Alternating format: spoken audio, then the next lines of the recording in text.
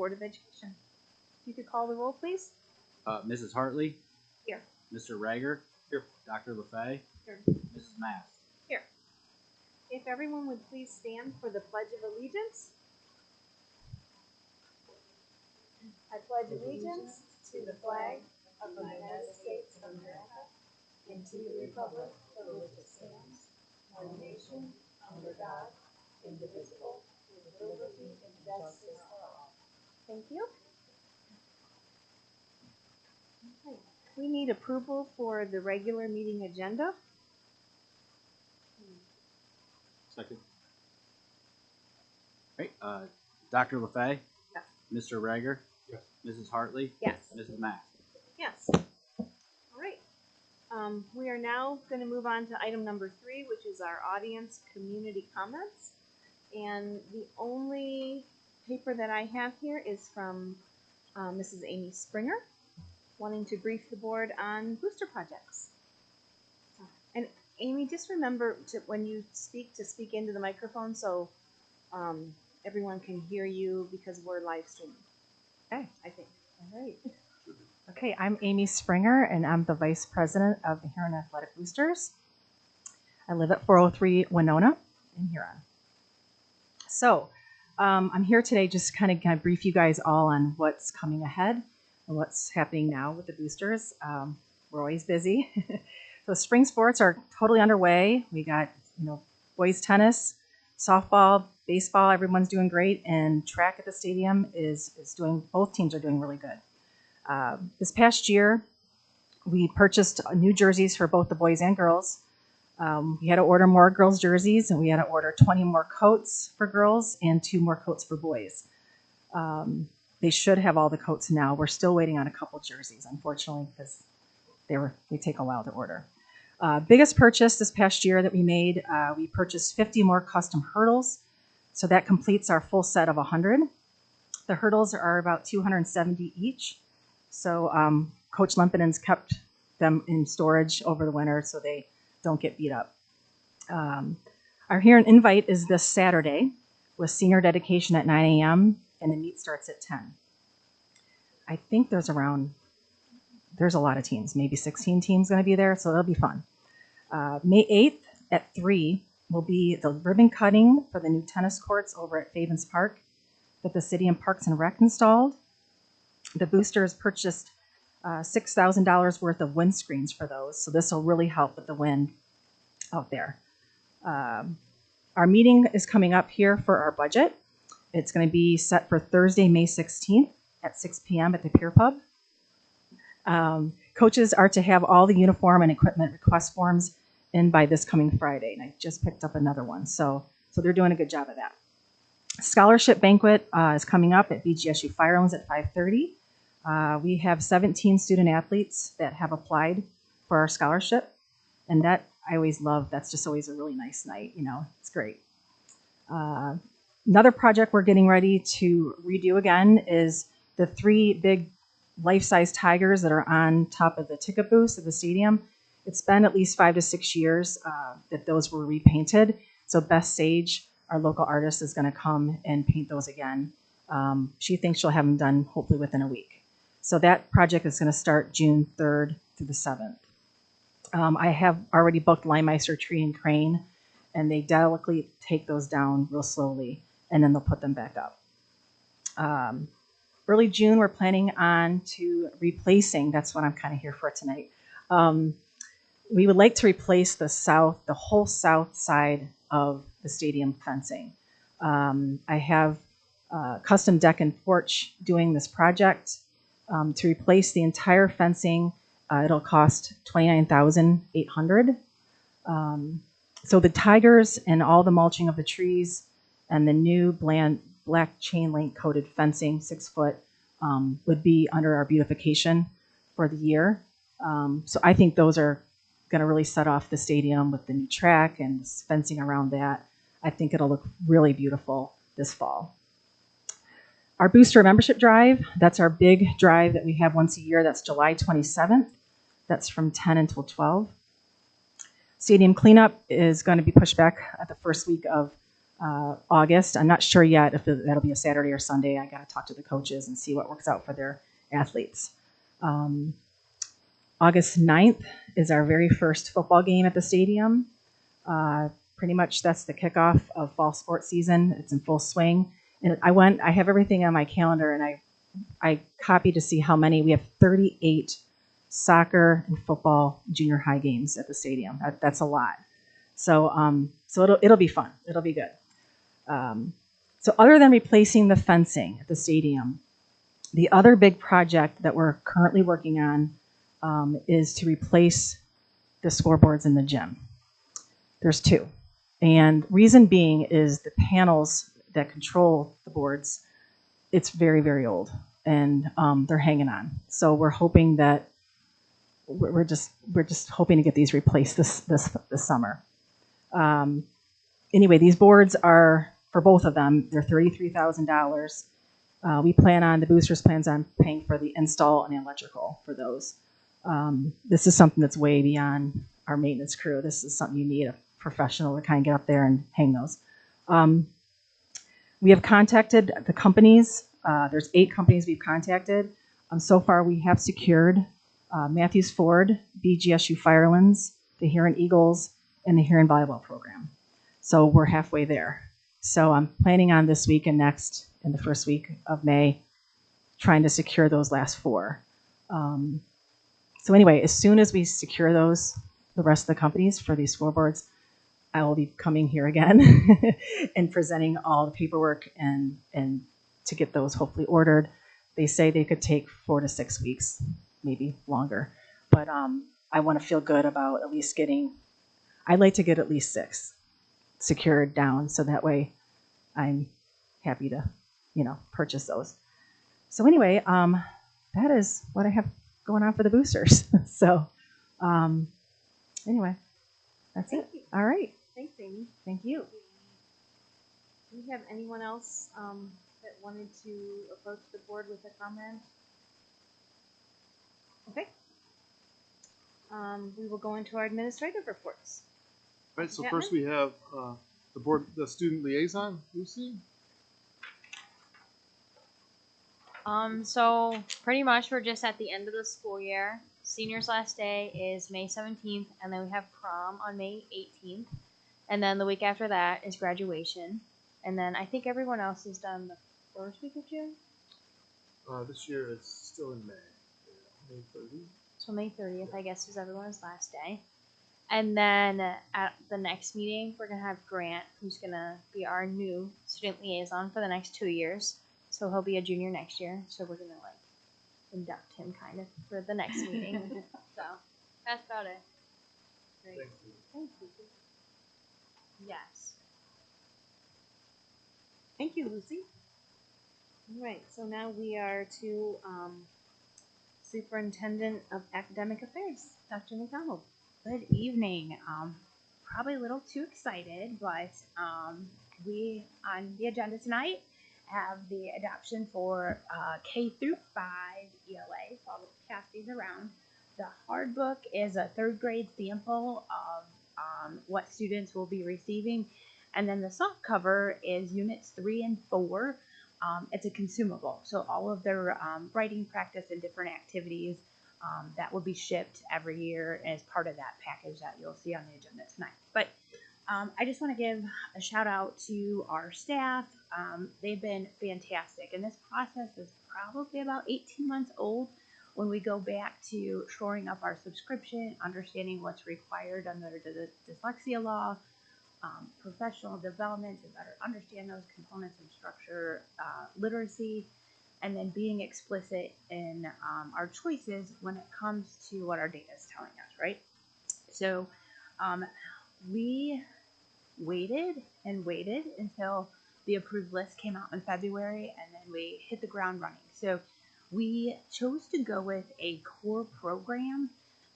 DEW said you could choose a core, or you can choose all these components that you have to put together as options. And so when I looked at the list, and I was like, just logistics and managing all these different pieces and not knowing how well they go with each other, because quite frankly, they're proprietary and competitive against each other. that's a bit much. I want teachers to spend their time doing a program with fidelity and looking at what kids need and all that stuff versus, do I have enough copies of that? Do I need more of this? Those kind of things. So we looked at Wonders, which I will also say we use the current version, the 2017 copyright right now. We looked at two other programs, CKLA and Wit and Wisdom. And when it came down to it, our teachers just said, look, we do this well. We know no curriculum is perfect. There was things in the other two that they're like, oh, this isn't hitting it for us. It's not what we wanted. We feel that we can take the kids to the next level with this curriculum. So we also, once we had that narrowed down, we took the samples, they're all in the back of my car right now, the rest of them, K through 5 down to the library. The library hosted them for a week so that anybody in the community could come take a look at them. It was great. They were front and center right there as you walk into the door to the left. I didn't receive any comments from community at all. So pretty excited that the quote is for 135,000-ish.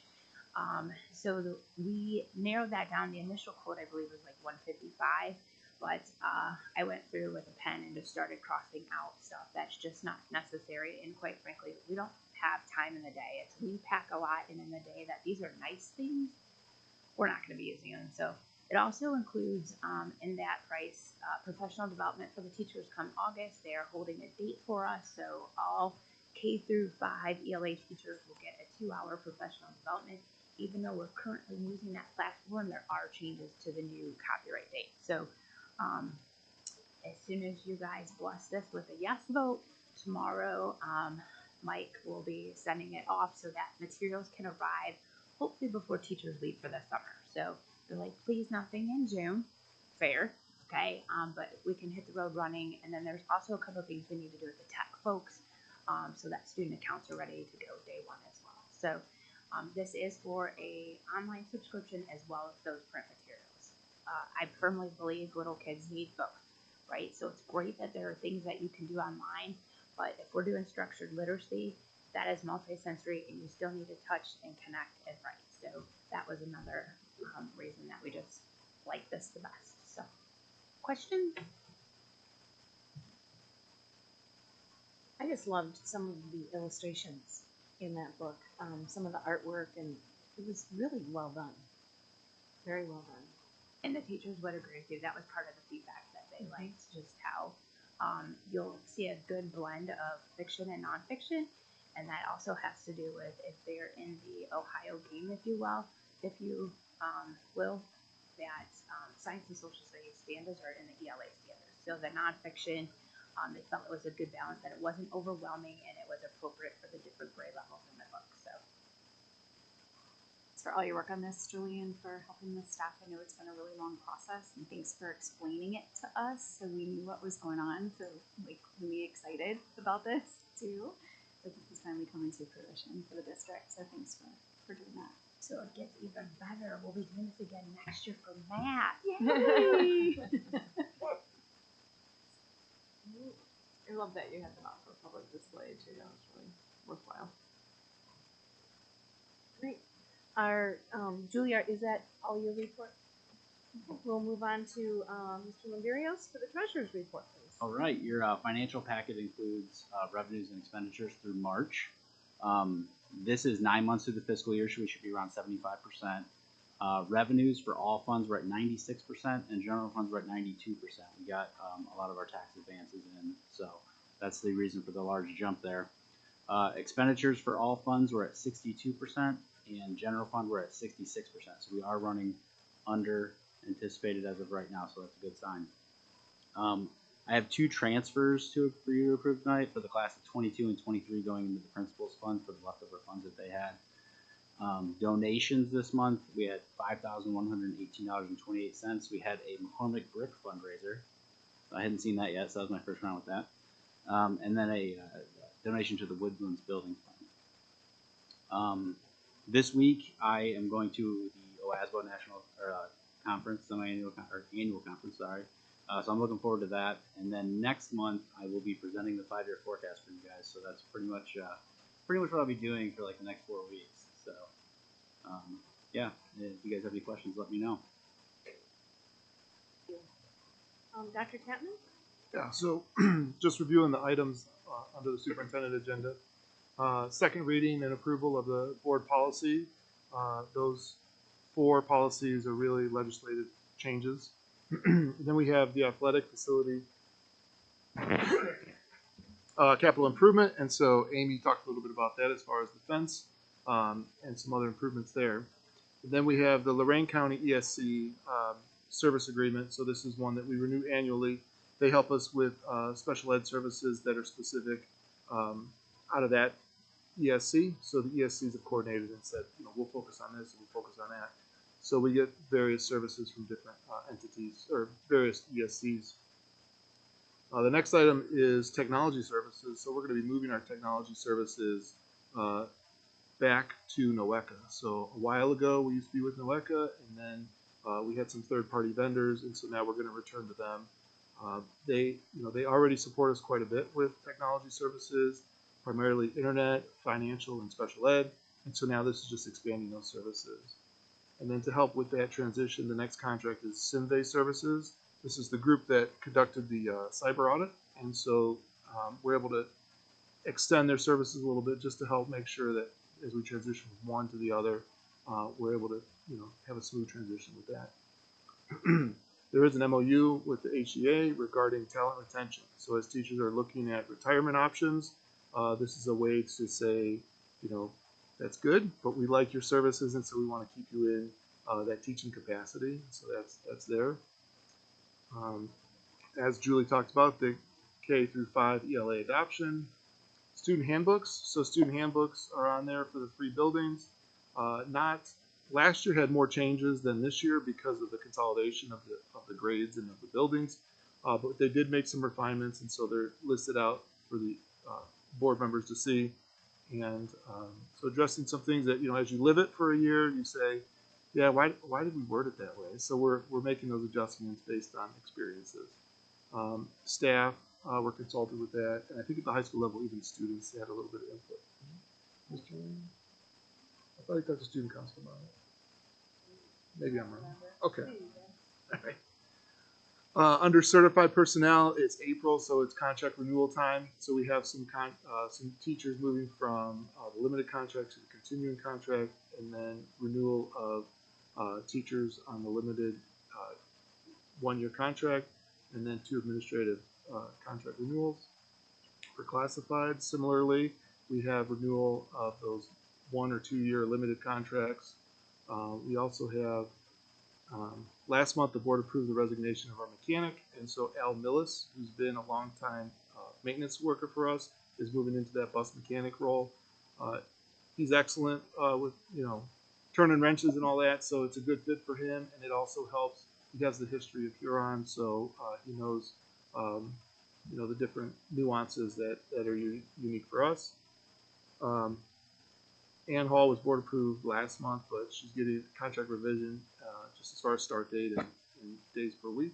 And then Cynthia Studer has been a instructional aide for us, and she's moving over into a kitchen assignment. So the board's confirming those.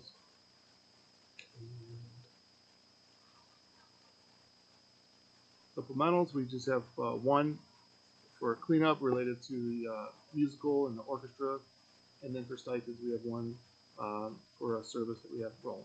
So relatively standard stuff there.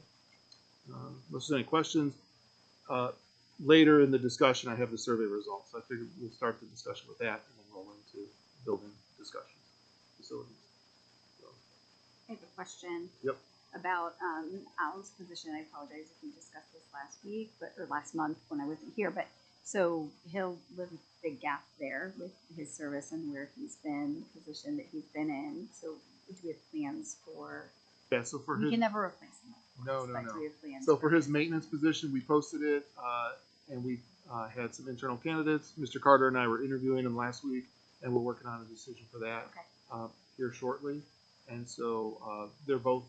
The candidates are all internal candidates, so it'll be like another domino effect where they'll move up into that maintenance job, and whatever job they vacate, we'll look at replacing that as well. So, yep. So yeah, it's gonna continue on the role. Yep. Oh, go ahead. Couple minor questions on the high school handbook. Just noticed the student council had everybody's grades this year, but it's for next year's. So I didn't know if you wanted to adjust or look at that. And then also, I didn't know if you'd bring it back to the athletic director position if it's open or how you did that. I just asking.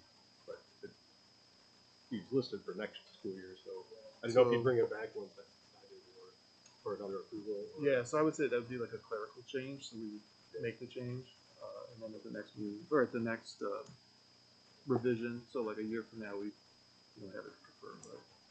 But yeah, that position will continue on. It's actually being expanded from director of athletics to director of activities in athletics. So a little bit broader responsibilities and whatnot. So yeah, we'll make those changes. and that made me think too if we wanted it on all three with the director of Right. activities part of it. Right. A couple of questions that I was flipping through. Clarification. Yep. When we're striking academic from the policy and the athletic co-curricular and extracurricular activities, where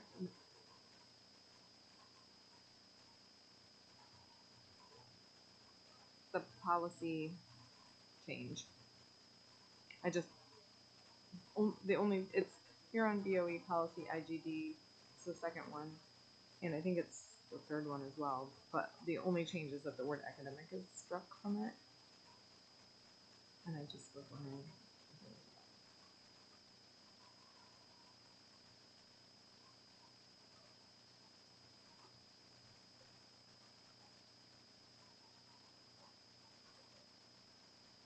Goes back to Ohio legislative changes with homeschooling. It's now home education, and there is less of the requirement for them to prove academic progress has now been removed. So the policy is probably reflecting that we really can't ask them for academic progress. Like it used to be they had to show it to us, and now we're not allowed to ask for it. So it's probably I would say that's the alignment is that if you want to home educate your child, good for you, and you don't really have to prove that your child's making academic progress or not. So, yep. And another question that escaped me. Oh, can you explain the cellular stuff with the athletic facilities? I understand it's being donated. Oh yeah. I'm just trying to understand it a little Yeah. bit better. So the cell phone booster. Okay. So what it does is, cell phone reception are nice brick concrete. It blocks it. And so what this company does is they put an antenna on the roof. They pull it in through coax cables, and then it hits these booster antennas that projects it into the facility. And so it's one that you'll see. This company does work with major sports facilities, also hospitals in the area and things like that. So again, it's when there's strong outside internet, but it's not, or strong outside cell phone connectivity, but it's not making it through the facility. So these boosters will bring it through.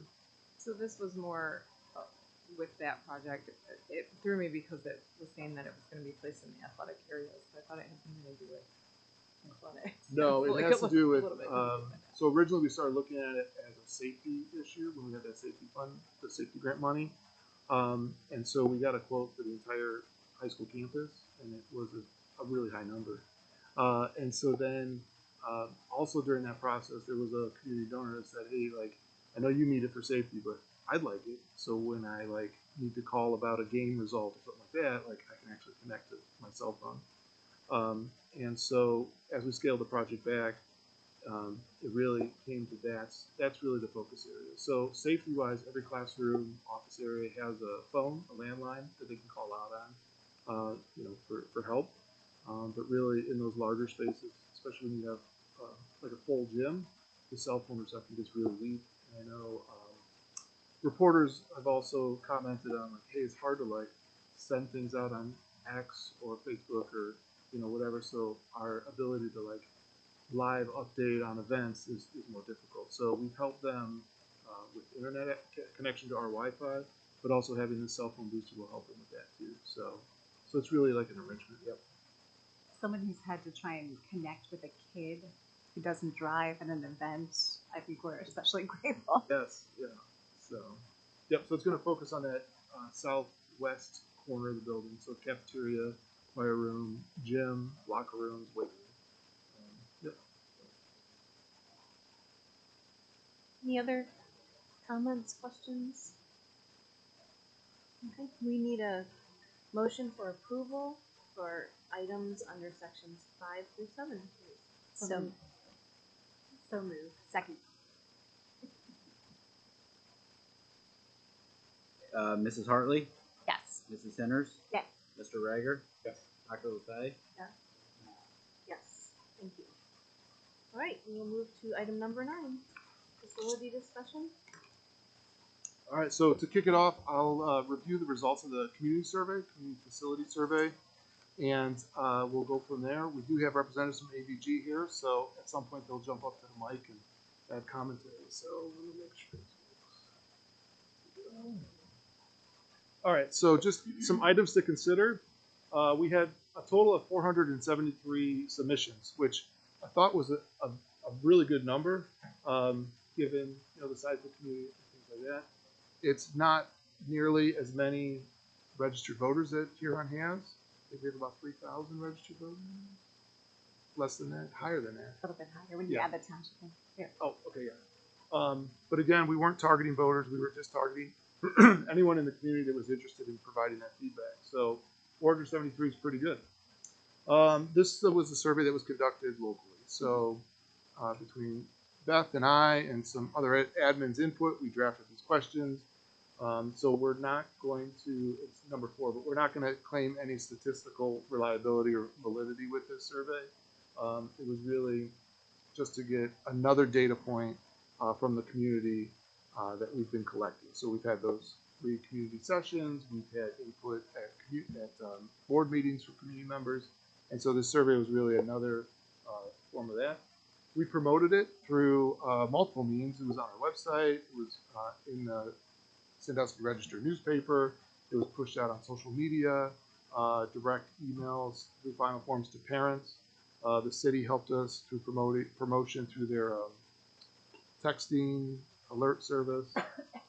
So we feel that, while we didn't go door to door asking people to complete the survey, we put a lot of feelers out there. And if people are like, oh, I didn't even know about this, then we need to learn more about how we can connect with them.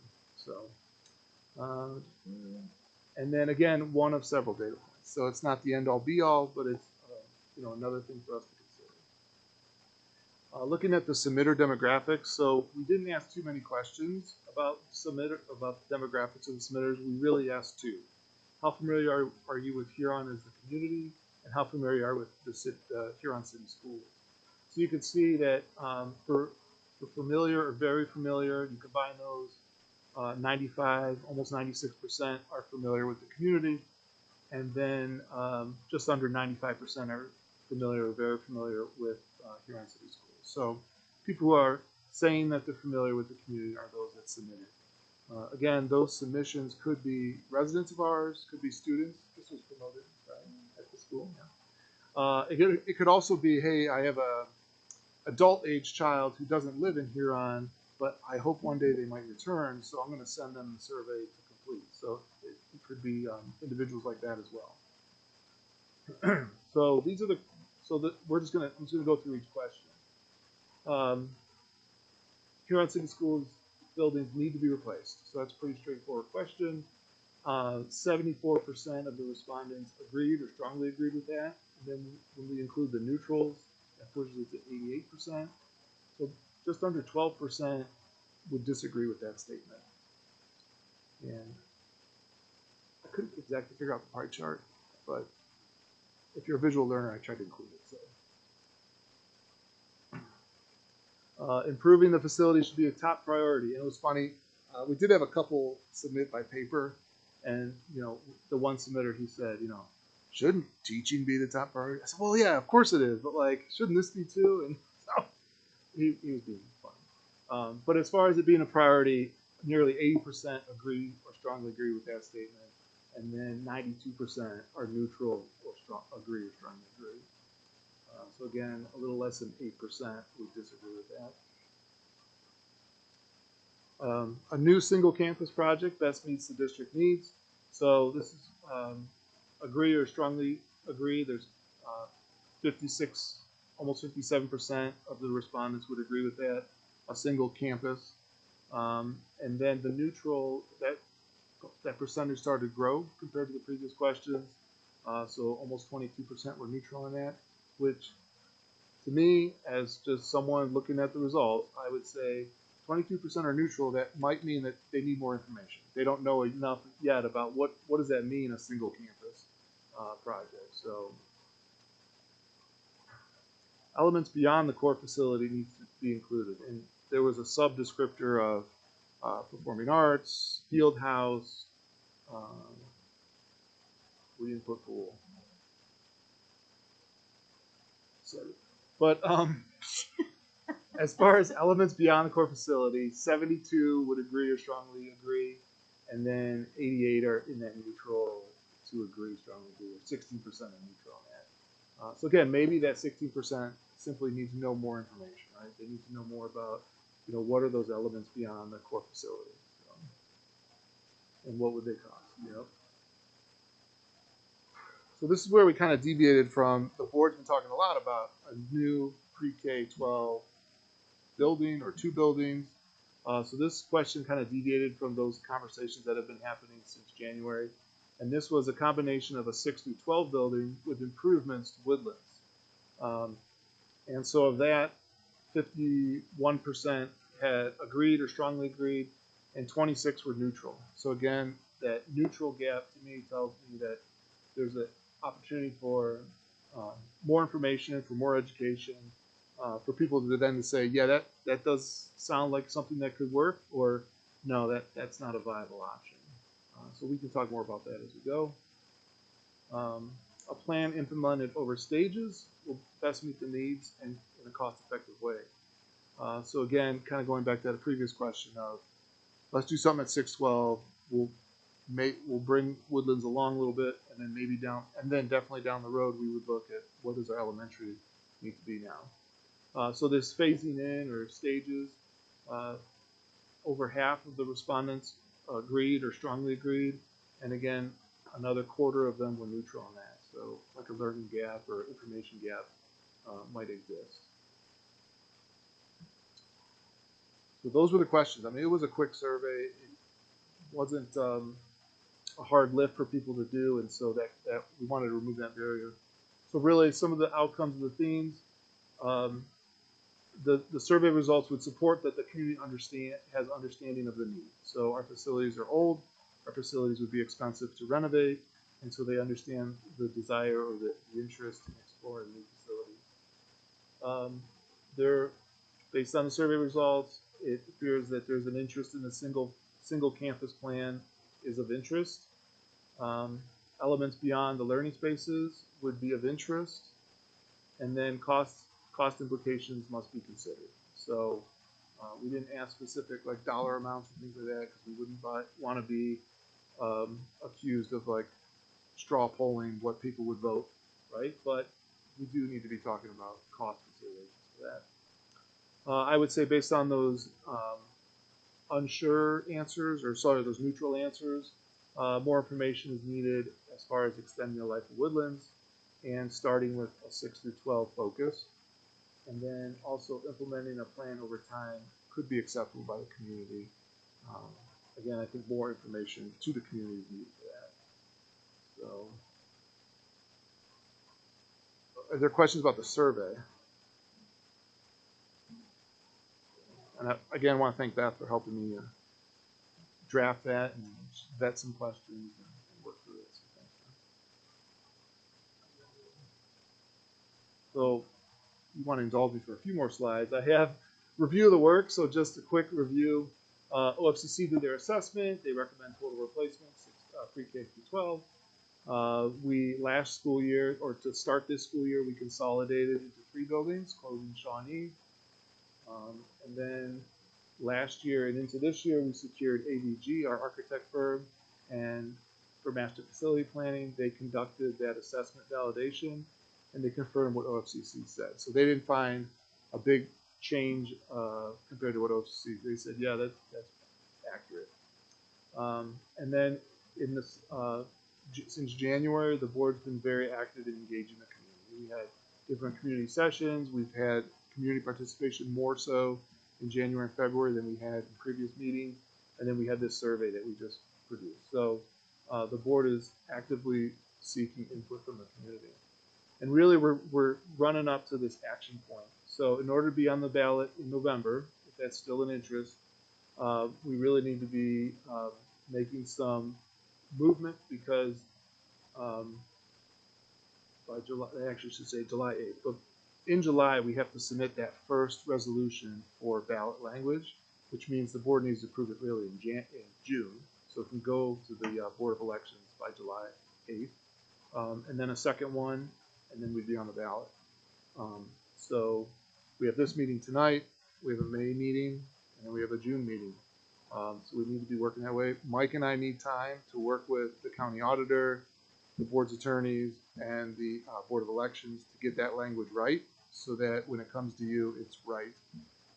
We hear horror stories of other districts that they forgot a period or forgot a comma and it got rejected and it couldn't be on the ballot. So we want to make sure that we have enough time to make sure it's right and it gets done. But again, if it's no, based on multiple factors, we are not ready to be on the ballot, then, it's not, I'm not saying we have to, I'm saying it's the board's decision.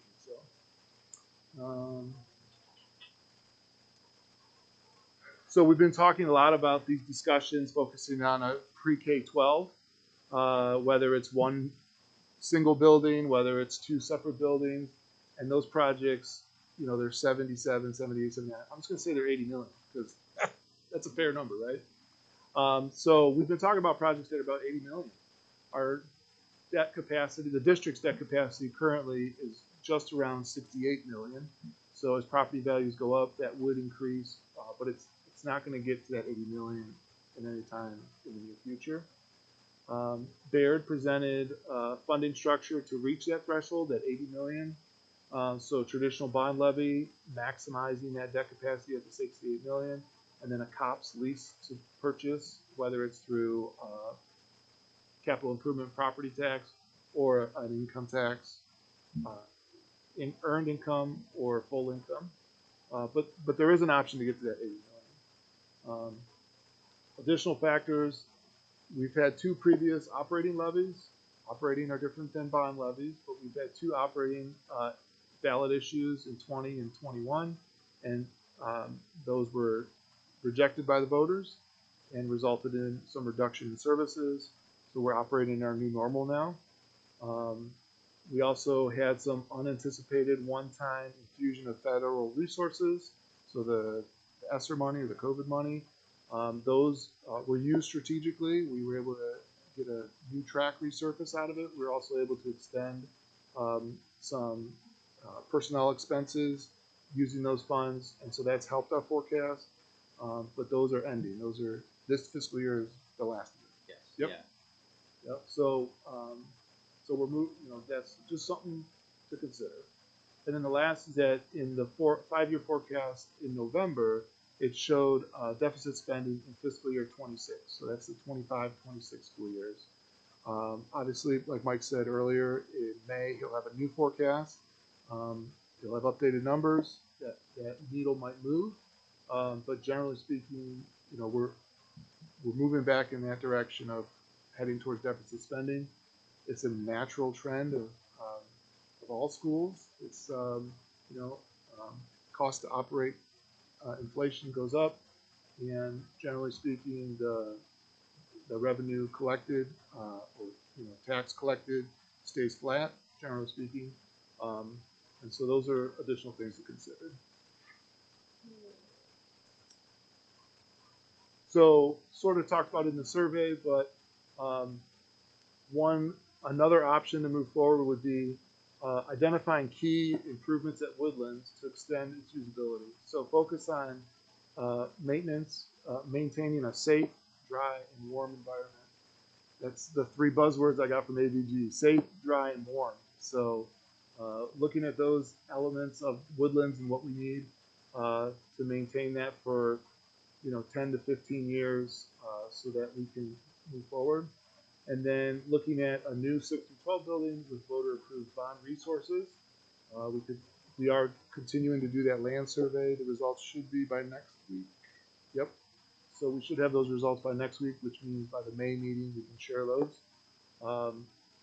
And then, if we build that new 6 through 12 over at Woodlands, we take McCormick offline for district services. It could become something else for the community. It could be sold like we did with Shawnee to a private investor. We could look to maintain the west end of the high school to serve as a district community sports campus. So we keep cafeteria, competitive gym, locker room, weight room, kitchen, and choir room, and really make that part of the make that area of the district like a sports focused area. Relocate the softball, baseball fields to the high school property, to the current high school property, and expand existing land for additional playing services. So,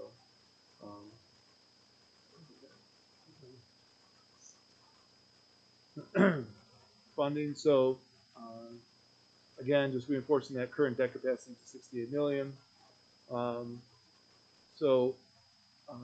Based on the numbers that we'll talk with AVG about, we would be coming in under that debt capacity for a 6 through 12 project.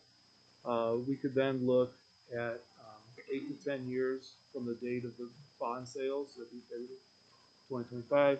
We could look to refinance, and so that would, refinancing doesn't bring more money to us, it lowers the millage for the property owners. So we could refinance, lower the millage, the property owners would be obviously happy with that. We could also then go to the voters and say, hey, as this millage rolls off or gets refinanced and comes down, vote yes to just bring it back to what you're already paying. And so that's how then additional resources can come into the district. Again, that would be something in 8 to 10 years when that refinancing opportunity opens up. Huron hasn't had debt for over 30 years, so you don't have that debt corridor to like play with this refinance and renew type opportunity. And then the last just would be noting that with opening a new 6 through 12, permanent improvement resources that we have could then focus more towards Woodlands. So we'd still have to use PI for bus garage, bus replacement, but also then a new building would have little to no PI needs in the first 5 years of use. And so when you think about the first 5 years of use, plus the 2 or 3 years before that for design, you're getting pretty close to that 8 to 10 year as far as for refinance. So, so financially structured, that could be an option.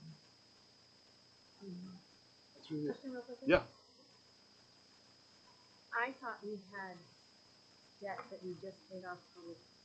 Yeah, so the Woodlands 2002 edition, we did a COPS project with that. So we borrowed against our PI account. Each year we had to pay $240,000 out of PI to draw down on that loan or that lease.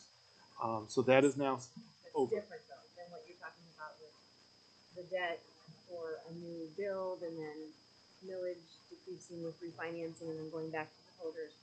Woodlands is a totally different kind of debt capacity. Right. Yep. So Woodlands is different. So now, this year and moving forward, we have an additional $240,000 in PI that's not dedicated to making that lease payment. So that will help that will make a good help as far as for maintenance of buildings that we have. It's not going to cover the full need, obviously, but yeah, that will make a good dent on some of our projects that we need. So, yep. So, I know we've got two options kind of on the table here. Does that envision keeping the bus and maintenance garage where it is now, or looking at relocating that, knowing it seems like that area of town is somewhat lucrative for industrial use? Yeah, that's a great question. So right now, maintains the location of the bus garage. Our bus garage is an excellent bus garage in that it's well maintained. It is able to host all of the buses inside the garage for storage. So winter, even summer maintenance, like it just extends the life of that bus. So it's an excellent facility. Now, if some land investor in the immediate surrounding to us said, "Hey, you're kind of blocking our major project," and they wanted to make an above market offer, we would definitely consider that. Right? We're not going to stand in the way of the city of Huron's industrial growth and development. And so at that point, we would have to discuss where could the bus garage be relocated. And I would want it that the sale is enough to emulate the existing structure that we have now as far as the buses in the garage. My last district, now they had more buses, but they had like of their 37 buses, they had 6 that were in the garage. The garage was originally designed for 8, but because buses have grown in length and height, they can't get all the buses in. So all these other buses sit out in the elements. And you know, our bus drivers are excellent. You know, they're excellent workers, and there's one thing they don't have to do is like brush snow off their windshield in the morning. So, but no, it really does help extend the life of the buses and all that. So, but I would never say anything's absolute, right? So if Daddy Warbucks comes in and says, "Hey, we really need that land for some project," we would I would think we would want to entertain at least considering it. So, yep. Question: Is it feasible to think that before we went to voters, if we decide we go that route in November, that we could come up with some sort of preliminary rendering of what Woodlands renovation would look like, along with a possible 6 through K or 6 through 12 building? Just, I wonder if that would just give our voters another level of engagement to actually see something, not just hearing about it. So I would say we're getting real close to AVG coming up. The numbers that AVG have provided us so far have been based on OFCC calculations of enrollment and cost of materials, and like they have this big like calculus equation that they use. The next step that AVG wants to do with us is called programming, and so that's where we really start talking about, you know, some schools like to have wider hallways so it's easier for kids to walk back and forth. Other schools say the wide hallway, like we can manage hallway traffic in other ways, like staggering bells and things like that. We'd rather have that square footage for classrooms or flexible learning spaces or.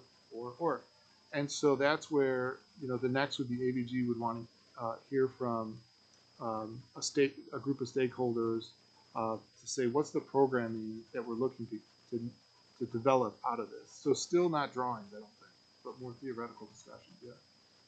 And so I think that needs to happen, or at least start to happen, before we're saying this is the dollar amount we need. So it would happen in the next 2 to 3 weeks. But then, okay, here's the dollar amount, and now we're going to start doing some conceptual drawings as we're going into summer and leading up to an election. Yeah, that's where we start sharing those concepts so the voter has an understanding of if I vote yes or no, this is what they're proposing with the bond money that they're asking us for. So I don't think we need it today, and I don't think we necessarily need it for our decision of being on the ballot or not. We definitely need it leading into the fall when people are going to have a lot of questions and interest. And, yeah, I'm getting ready to make a decision, and so what is it you want me to decide on? So yeah, is that answering what you're asking? Yeah. I guess I think, you know, I think of fall, I think of October and November, and we're going to the voters possibly in November. I think having something sooner rather than later is going to be to our advantage. You know, just speaking with a board member that I know well from Sandusky, she was saying that when they actually had renderings of what some of these things were going to look like, that's when they had the best engagement with the community. And I just think the sooner we can put something in people's hands, or they can see something. You know, not everybody has the ability to see a conceptual idea. some people really need to see it on a piece of paper or a 3D image. They can't just say, "Oh yeah, I can envision what that is." So I think it'd be beneficial for us to try and do something as soon as we can, just to give people an idea of what we're thinking, even a conceptual idea of what we're thinking if we're not using this building and just creating the district sports facility, what that's going to look like, because that's people are really going to want to know, like, what is this going to look like if there's no building and it's just baseball, softball, the stadium. You know, they're going to want to know what that's going to look like. Right. So I just think we have the potential to really engage people with that. So, my two comments. I mean, I couldn't agree more with you. I remember having a conversation with Mary James. She was at Bellevue back when they built their, or had their big building campaign, probably however long ago that's been, 10 or 15 years. But she's talked about like once there were something that the community could kind of touch and see, the sense of like pride that people had, you know, in being able to say, okay, this is what's next, and when and what it would involve, and then in that point leading up to like actually, you know, buildings being built, even the amount of like spiritware and things people would, you know, because they had a whole new sense of pride. But I think you're right. I think people need to get behind and vision, and like you talked about with the pie charts. I mean, a lot of folks are just visual learners. Right. Yeah. Yep. And I don't know that we need to get down in the weeds on like the hallways and the cloud, because I think that's gonna come, right? But I do think, you know, like Jody's talking about, like people need to know what this town, like the footprint of this town looks like, because our schools have been a huge piece of that footprint. Right. Yeah, I mean, definitely the schools are a key part of Huron as a community, like schools are in all communities. So yeah, they want to know what they're getting. So I'm going to look over at AVG. Do you want to share more about like the woodland improvements, and then maybe some of that programming concept and stuff? Yeah. Okay. So, hi, I'm Murtaza Abbas with AVG. Just to kind of update the district and the board about where we are on the survey. So Lewis Land was out, I think, today wrapping things up, field work.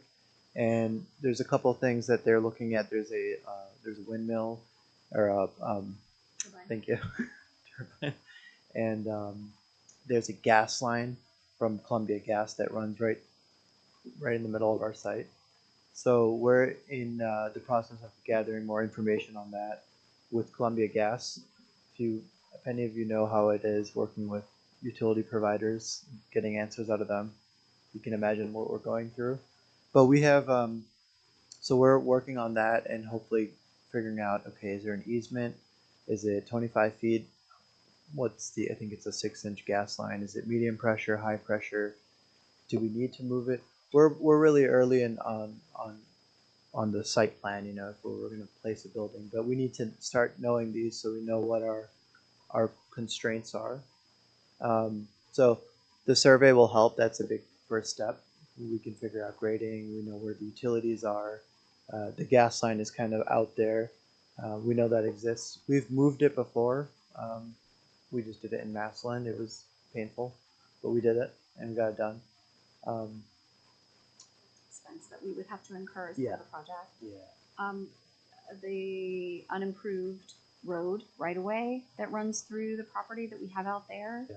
Is that, I saw that on Any the changes that would happen would be on the district. I don't imagine the city's gonna. vacating the Yeah. That leads into, so once we start, so Dr. Tatman was speaking, we want to get a better idea, and certainly not for everyone, but with the district, to make sure that they're comfortable, because the numbers that we're looking at right now, maybe roughly 108,000 square foot, that's just the state's, when you put in Excel the program of requirements, you put in students for middle school and high school, it shoots out that number. But an OFCC project comes with certain things and doesn't come with certain things. So it doesn't come with an auditorium, It doesn't come with any extra square footage for circulation. It doesn't come with. There's a lot of things it does come with. I'm not to speak ill of it, but it doesn't come with an extra gymnasium.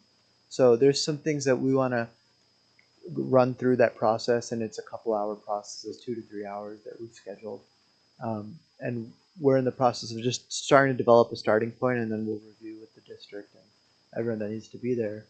That helps us get a building footprint, and then we can start to overlay that with the survey that we're going to have next week, and then we can start to, as we gather more information about the gas line, how big of a, what can we do there. Usually you can put drives across it, so that's not an issue, but buildings is a different thing. Tell us where it runs approximately.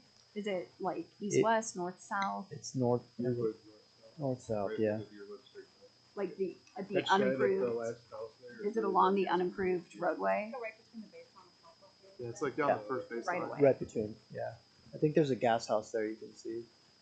So, yeah. So I know that they got the points and they were able to update it. So that'll be on the survey. We're just, the main thing is, what are the easements?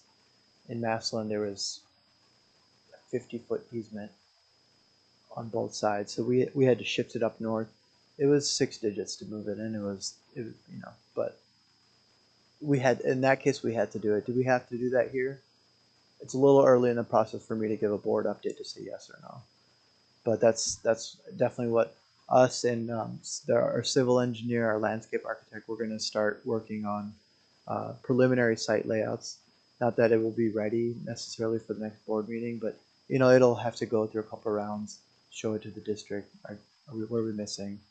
Do we have this? Do we have that? Is the bus and pickup, car pickup drop off separated? So that just takes a few times, and once we start to flesh that out, then in the meantime we'll also be working on. Once we have the programming, we're able to lay it out and get a floor plan. We'll be working on a site plan kind of simultaneously, and then that helps us get to the point where you want to see, which is the renderings and stuff in the summer, later in the summer.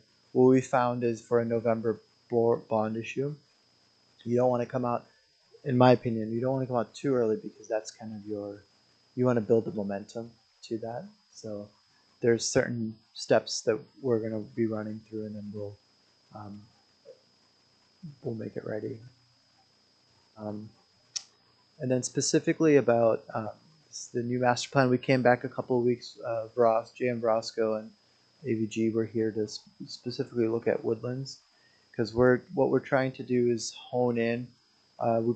We presented 3 options initially, and we're revising it, kind of honing in on different options. So the option that we were speaking about today is, brand new 612, but how do we keep woodlands warm, safe, and dry? So what specifically do we need to look at from an HVAC and electrical and from a finishes standpoint? Because if you're changing an HVAC system, which affects the ceiling, you're going to have to take down the ceilings, put in new lighting. There's a little bit of a domino effect, and do the painting and stuff. So, Dr. Tatman, do you have 3.1? Are we sharing that, or is that? Do you want me Yeah, to? you can share. Yeah, you can share it. Okay. Yep. On the screen, or we're good? Oh, That's okay. We don't have to. But the revised woodlands summary, basically, that was roughly just under $5 million. So if you remember, let me see if I can find the original. Looking at the right one. Sorry.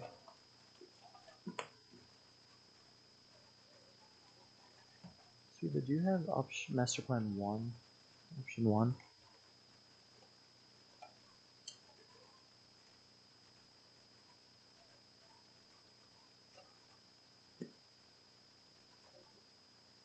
So it's a 70,000 square foot building, and when we took a look at it, and the OFCC did an assessment and we did a validation, the master plan option 1, it was a 91% renovate to replace ratio, which what that's saying is the state looks at it, if it's above 66, they recommend not renovating it because they think it's spending, that's putting good money after bad. So this is pretty high up there, and that cost at that time was 26 million. So now, if we're right sizing it, like we would be proposing in this case, and we're only looking at for the next, roughly 10 to 15 years, and that, if that's the plan, then we're only looking at the things that we have to do. And so that there was a whole report, a revision to it. It was about $1 million in heating, 50,000 in roofing, and it goes on. There's about $500,000 in handicap, making certain things handicap accessible, and it tallies up to just under 5 million. And in that option, with the 612 and making woodlands warm, safe, and dry, it comes out to 55 million. So that's where we are right now. That's where we are right now. But what I would like to just qualify that with is once we go through this programming, a big majority of that is 612. It's 108,000 square feet currently. That may jump up 10,000 square feet. And if you do a little bit of math, if a new building is roughly, just for easy math, if it's $400 a square foot times 10,000, that's 4 million. So we're gonna start to go through that program and that exercise to see, okay, if we need to add, let's say upgrade this to a competition gym, how much is that? If we want to do an auditorium, and that's another 20,000 square feet, that's something to consider. So we're getting closer, we're making progress, but the programming will be another big step in the process, in the master plan process, to help you guys make a decision. Trying to think what else we're missing. And so also with the woodlands, so it was like the 91% to renovate. Yeah. For OFCC standards, a renovation, it should last like 30 to 40 years. Is that safe to say? Yeah, I think that's safe to say. And so with what you're proposing in this revision, master plan option 3.1, that's not a renovation. It's just safe, warm, and dry. And that should extend the life for like 10 to 15 years. It should, yeah. I mean, I'm not saying guaranteeing that there won't be other needs that would happen that may pop up that we're not aware of, but that's our guess right now, and this is our estimate. This is that once we met and Brosco Engineering and AVG were here, that's kind of walked it again, looked at it with a different set of eyes. So yeah.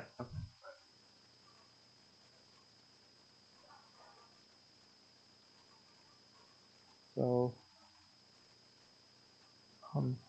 yeah. I'd like to thank you for doing that, because I know, looking at that OFCC report, we all knew it was a big number on that renovation. And after taking the tours that we offered, I went on the one at Woodlands prior to our public sessions. I personally felt like maybe Woodlands had more life in it, but what would that number be to kind of do that? So I'm glad that we were able to get some, at least representative number here of what it might take. There's definitely a lot of mechanical things, and talking with our maintenance team and staff, that it's not going to be a lot of things that the public will see and touch and feel. Well, maybe they'll feel the heating and the cooling, but it's there's not going to be a lot of things there that'll it's not the shiny object of the brand new school for the whole district. But when looking at the numbers, and we talked last time about like let's put some vision out there. We kind of were bouncing that back and forth, but we're starting at 80 million. If we do the PK to 12, you're probably going to end up at, everybody that we've talked to wants some other thing. We're going to be at 90. I've built a house before. I run a facility for light industrial. That everything gets more than you expect. So, this might be a very smart way to look at it and go, especially with being able to play in the debt space as we move forward. Being just like you refinance your own homes and do things like that. So. I appreciate you doing that work and trying to revise a way to keep the school functioning longer. It still, has strong brick walls, things like that, but, what did it need? And I think the team came to a good summary of maybe what we could do to keep it as a pretty, decent, nice learning facility going forward. And there are a few things in there too to brighten it up and freshen it up to lighting and Yeah, paint there and stuff too. there's $500,000 in general finishes, which will we do a lot of renovations and addition projects, and so we do take that that's very important. We want to make it look fresh. So obviously, I understand the district's desire for every student to feel like they're in a great space. Stick on a pig where I'm from. I don't know, it's tough. I'm just back from a trip for school where I was in buildings from the 11th and 12th century, made with bricks that were made right there with clay out of the water that was right there, and saw some amazing adaptive reuse. So I'm like, hey, whatever we can do to breathe life into existing structures, I mean, I'm a fan. And again, you know, echoing Chris, I really appreciate your willingness to go back and kind of look. And I like that this, you know, 56% of the people just saying agree or strongly agree, like stage something. I think this may hit some of that by saying, okay, there's a new facility that adapts and is new space for those older students, while kind of doing what we need to extend life for, you know, 10, 15 years for a newer building. And I appreciate that. I think, you know, one of my questions, I guess, for that site, and, you know, we'll, can get into all of this, but just the traffic. It's not an ideal site. It is locked behind in a residential unit with very limited access to it to a major way, and it impacts traffic and neighbors that live there. So curious, you know, how we might think about that and factor that into designs. I wonder about working group to do this. I know before when we had a small committee that was like a superintendent's committee looking at this, and then we decided we wanted the whole board engaged in the work, but is this time where now it's kind of like getting input and having some type of committee with staff, with community members, with maybe some board members as like a working group to really kind of understand the process, and just kind of bouncing ideas off of too and getting like real-time feedback and ideas maybe. Yeah, I would say, like, so far working with AVG, it's been me, Mike, and some key administrators. So we need to expand that circle, get some instructional staff involved, get some support staff involved. I guess maintenance has been involved with AVG meetings too, yeah. And then as we get the programming, and we start working towards like plot design and some of those conceptual drawings, then we expand that circle even more. You know, bring in more from the community and various stakeholders and whatnot. But I think really from an instructional perspective, we need to have some of that programming decided. And you know, I've been in some of these newer buildings that, like, I'm going back to it, but the hallways, right? They're like really big, nice hallways, but like I don't know how many kids learn in that hallway, right? So, and like I said, there's other ways to manage crowds and things like that. So it's really, yes, it will start to expand that circle, and at some point, you know, we will include people beyond those who collect their paycheck from Huron City Schools, so community members, and those types of you know, stakeholders. So, yeah. Yeah, and my last thing is just, again, coming back to the idea of donations, and I know we brought this up when we had the consultant for financing, and, you know, he was a little leery of that, but it's been done, and it's a way to maybe add on, not for your core facilities, certainly, because you want to have guaranteed financing for that. But if it's something where we know that there may be donations for some of the field auxiliary gym, yeah, some of those like things that would be really amazing to have, that especially things that could be purposed also for community, that there may be people who are willing to contribute to that for the construction. Last year there was like a community group talking a lot about Fieldhouse, and there were, you know, good individuals in there, and the conversation always started at, we think we could get, you know, support from private donations and business entities to build it. It's the question of how do we pay the operational expense, right? And so that might be like any project we do, whether it's Performing Arts Center or a field house or whatever. It's, hey, if we can get a private donor to help us build the facility, then we have the commitment that we'd have to make of the ongoing operating costs. And at some point, it might be, well, the operating cost is significant, so we need to go to the voters for that support. And it would be up to the voters to say, yeah, that's a project that the community needs and wants. And so we'll increase our operating, our taxes for operating costs to cover that project, or, the opposite now. So. And some other communities, to that point, some other communities have partnered. Anybody that's a taxing authority within a community comes together and kind of do joint planning. So if there is a community, if there's a committee that starts doing some of this planning, township, city, library, any of those taxing authorities that are here, just to get input. I saw some really cool, I think it was over in Shaker, where the library, they're so landlocked. And library ended up being able to put in like a small auxiliary space at one of the schools, the new spaces that were being, to help get services to people who couldn't make it all the way to their main library. So just gonna be things out there. I think two things that came up since we last talked about financing was city's intent to put an income tax on. So that's a variable that just, things out of our control that are going on. Any Hoagie's building plans, which will impact voters. So, we have an election, inflation has continued, and as my husband, who's in finance, likes to remind me, he goes, I don't know, there's a lot of prices that they can't control right now. So when they go to the poll and they can control a price, just something else for us to think about too. Sure. Yep. Thank you. I think you can if you don't want to stand at the podium. That's fine. So we can always ask you more questions. Do you feel like the survey is going to be an important card to flip over? Because, getting back to, it may tell us that Woodlands has limitations that may dictate, is it a usable site? Is the use for that site pretty clear? You know what I mean? I think that's these next few weeks getting that information is really going to be kind of key, and in a lot of ways will narrow what seems like a really big field of options. Or it won't, but that in and of itself will be a piece of information.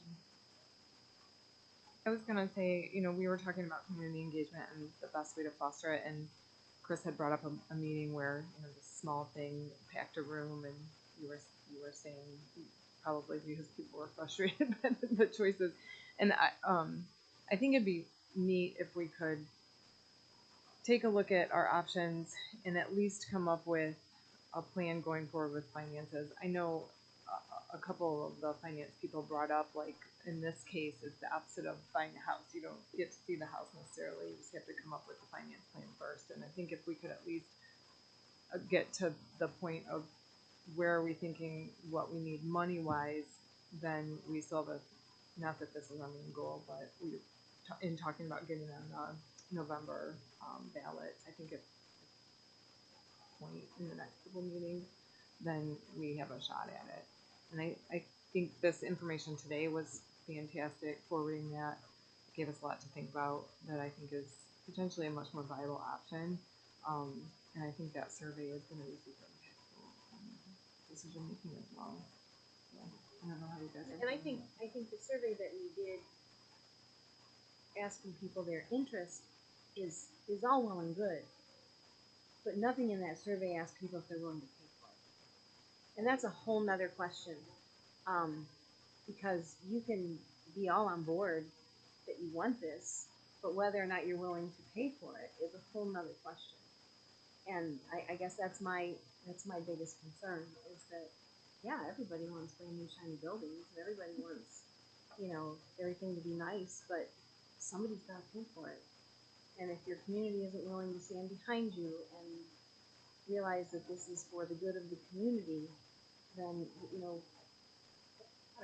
what our drawings look like, what the survey says, and I think that speaks to your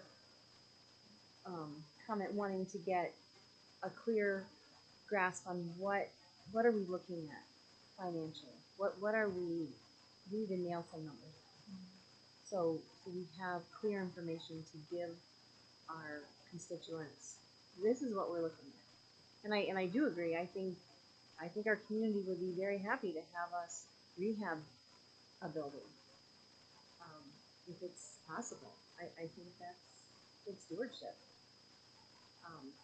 So yeah, Just to comment on finances, I mean, I like to do this math in my free time, I guess, but that I don't have much. But anyway, we were talking about like 80 million for the big project. That's going to grow. That would still keep Huron in probably the middle higher region of surrounding community schools with in terms of property tax. If you look at the effective millage rate, if we do the 55 million range, we'd be in the mid range, like kind of just back right in the middle, which is probably a fair area to kind of think about. The other thing we do have, which we haven't brought up again tonight, but last time we did have was, the Woodland side of this could be done without much of the money from the bond issue, because we have the Shawnee money, and we could do the same thing they did with Woodlands 20 years ago, where we take half of our PI that's already voted and do like, what was it, 2.5 million-ish, 2 or 2.5. There's two different options here, but so you're almost up to 4 million there if you do the 15-year. So you start to bring that out of the 55 million you go to voters for, and now you might create some space for even one of those amenities earlier or upfront, maybe upfront or something. Or as the building completes, then you move into, we have X amount left over after all the design's done and everything's locked in. Now we could start, the next. There might be, there's a little bit of room in there. There's not a lot. If we do some of that with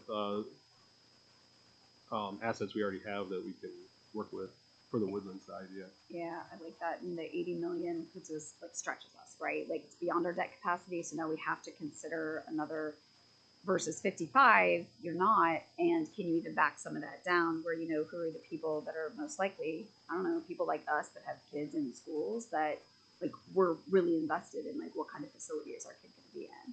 We have earned income, so are we willing to maybe pay a little bit more, just knowing that our community skews higher than a typical community for retirees and people living on a fixed income. So minimize the debt burden on those folks and that increase there, while having folks like us pick up a little and we bit could more even of it. look at the earned income as the next two operating levy renewals come, as like because there's 2 years in a row, like 28, 29. You could do like a substitute, swap them out or something like that with voters to try to get creative here to maybe change how we fund the schools a little bit. But I mean, that's a couple years out though, but we know with I think with your first or second slide, there's the projection, for fiscal year 26 to start kind of heading in that area anyhow, so for a need.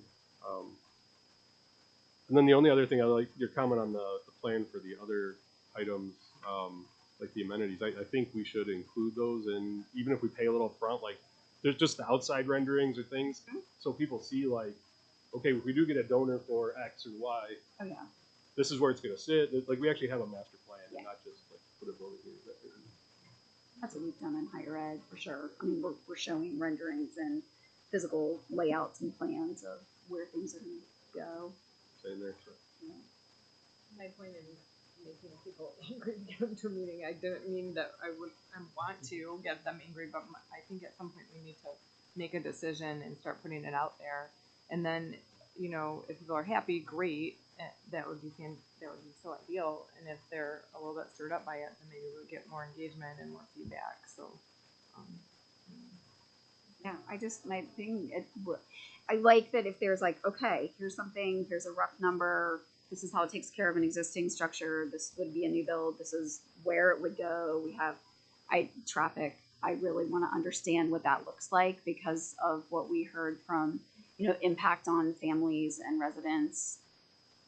And I just want us to be mindful. Can ODOT just go ahead and just like open that up a little bit so there's like another way in and out and do some traffic calming down there on that? Or Actually, I've worked with the traffic engineer that's working on this project. okay, Forgot the name, but so he gave us a little bit of insight on what they're planning on doing those roundabouts. But yeah, that's a little bit out. I mean, the desire obviously is not to connect to those northern streets, so because that's going to impact those residents. Those roads aren't meant for that heavy traffic anyways. So not for No, the it's traffic not that up. goes down them now. There's like So- frontage on any of those lots. right, so that we would not want to we would not want to increase that, even if we're building more traffic. We're bringing in more traffic. We still wouldn't want to provide more access to those roads, right? So I have that's ideas. I do too. I have ideas. I'll just talk to you about. I went to the meeting for the roundabouts that they had and talked to many of the ODOT workers or people involved in the project. And Trans systems. yeah, that's it. And they really didn't seem too concerned about. They thought the roundabouts would handle it way better than the lights. But you still got to get to those roundabouts from. Yeah. Yeah. And you put a They bunch thought of it would high- handle you the put a bunch of traffic, high but- schoolers there. You see what this is coming out. Yeah, and definitely heard the point about all the renderings and stuff. That'll definitely help kind of visualize everything for everyone. So yeah. Survey shows. Thank you. Are we on to new business? Anyone have new business? I have a couple of things. Hopefully they'll be brief. Ashley, her last name is slipping my mind, presented about the potential naming of facilities at our last meeting. From PTO, thank you. I didn't know if that information got to anybody or if we had any thought or next step on that. I just don't want to ignore it. She did a lot of legwork for us, and I thought it was really well done. I'm getting a lot of blank stares. Well, she sent like her draft. I think she admittedly said it was like a Google search kind of document draft, and so I was reading through it and refining it, and I need to get a group of people together. The board policy identifies who needs to be in that group, which types of people need to be in that group. So I need to do that. And get it going. I don't think there's urgency to it, but I out of respect for her and especially, I think I just wanted to make sure it didn't get dropped completely. Me too. Just to finish out that thought, but we actually did create a policy for building, naming, and all that sort of stuff about a year or two ago. So I think, and I didn't want to interrupt Ashley when she was, or finish out that thought, but like we're not starting from ground zero. We've got a pretty good framework, a way to have a committee, all of that stuff. It's just initiating that discussion and the timing, given the overarching priorities of facility planning. For sure. I agree with you that it's not the hottest priority. I just really didn't want it to get overlooked. Sure, absolutely. And then as a mom, using this new entranceway, it's beautiful. The awning is beautiful. This artwork coming together, just coming in, it feels like a little bit of a maze at first, but then it's just because it's new and it really, the flow is, I think, much better. A little bit of a question, and could we consider having some quick in and out parking spots, like right by the front here for like when you're dropping off a forgotten lunchbox or something? Yeah. So first of all, the awning addition was Chad's idea, and he's like, we need to do this. On Cleveland Road. Yeah. It's Yeah. nice. I like it. And that was his whole thing. He's like, you need a focal point for people to know where to go. So that helps that. And then he's also working on quotes for resurfacing the high school parking lot. And so as part of that project, there would be then dedicated spots for guests, like visitors. And so the student of the month parking spots that are right, and those haven't moved. Oh, they did. Yeah. Okay, so those flipped to the front of the building, and then guest spots will be there. But we're also going to work with, when it gets resurfaced, we're going to work with the striper to either stripe them different colors, so the students, it'll be crystal clear to students, like students park in white, and guests and staff park in like red or whatever, or the spots will be marked. So yeah, that's kind of in the works. Yeah.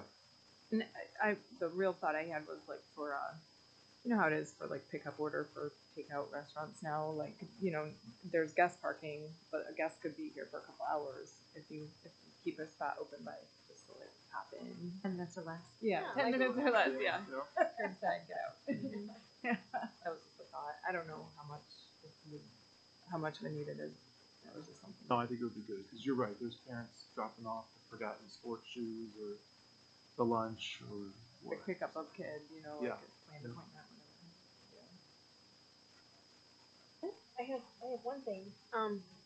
The bricks for McCormick. those were taken care of by John Jones and run through the school, I believe. HEF has offered to take that project on. If the school is okay for it, they will run that project through HEF. Here in education. Yeah, so if it's agreeable, we'll probably need to make a motion to allow them to do that, but they are willing to take that on. Yeah, I think that would be good. I mean, John was passionate about the bricks, and when we got the donation last month, we all looked at each other like, "Wait, who does what?" So, Yeah. because John would literally, like, we would tell him, "Hey, there was a donation."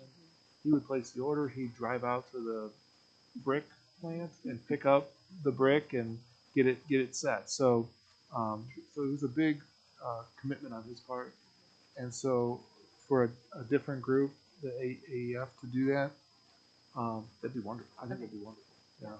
So. Great, because I've been in contact with Rick, who has John's computer, and he's in Florida, and so he's put on a flash drive like the last 3 orders, so we can decide where those orders were filled, were they not fulfilled, are the bricks somewhere in transit, or where are these 3 bricks that were ordered? So I just think if it was all in one spot, it would be so much easier. Anybody watch The Office? You know how when Dwight leaves and all these things, like the plant dies, and things around the community that John did. Yeah. Okay. Yeah, he had his hands in a lot of things. He did a lot, and he never wanted recognition for it. So we're discovering things that he did, So. Yeah. Okay. Great. So do we need to make a motion for ATF to take over the bricks, or can they just do it? Yeah, I think they can just do it. I don't see Okay. why that would need to be, Okay. if they wanted to take that over. Okay. Yeah, because we did look it up, and that was the first brick donation we had gotten in Right. quite some time. Right. That was at least on our books. Mhm. So, Okay. yeah. All right. Perfect. Alrighty. I have one. So we've had for the last 2 years a student liaison. I know John was, obviously the board president when that came to happen. I don't know if, as we're starting to have a transition, a thought that I had is it might be nice to have an award or some sort of recognition of that student service, maybe in John's name. So, and if we wanted to maybe consider what that award looks like or recognition, you know what I mean, that we would probably have the next month or so to put that together. But I thought that might be, it's not a building, but I know that like adding a student's voice to this board in a very formal way was something John was very proud of.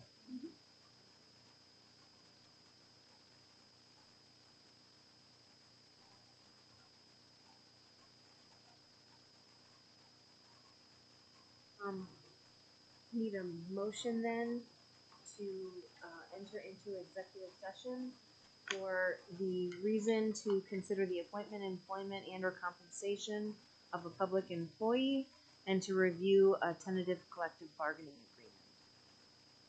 So moved. Second. Mr. Rager? Yes.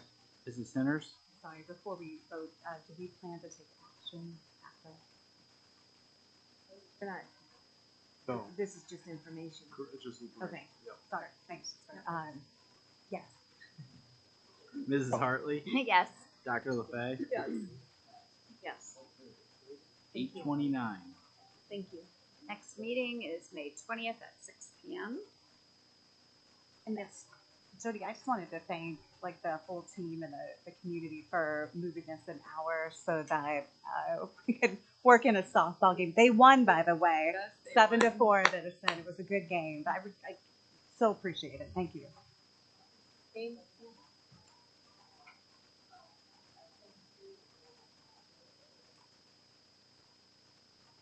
Board approved it. It was part of that Yeah, it was part of it. consent agenda. Oh, God. Let the hope go. Yeah. I know. You're like, darn it, I would. Hang on, people. You could have left 2 hours ago. No, I'm just kidding. Sorry. Yeah, you're good to go. Yep. Are you coming in May? Yeah. Because I just think that's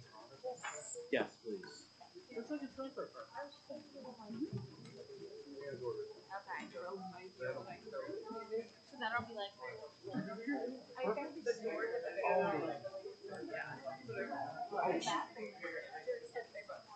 I should have worked. I have them on ground. Are they comfy? Oh my gosh, the best. Thanks for being here.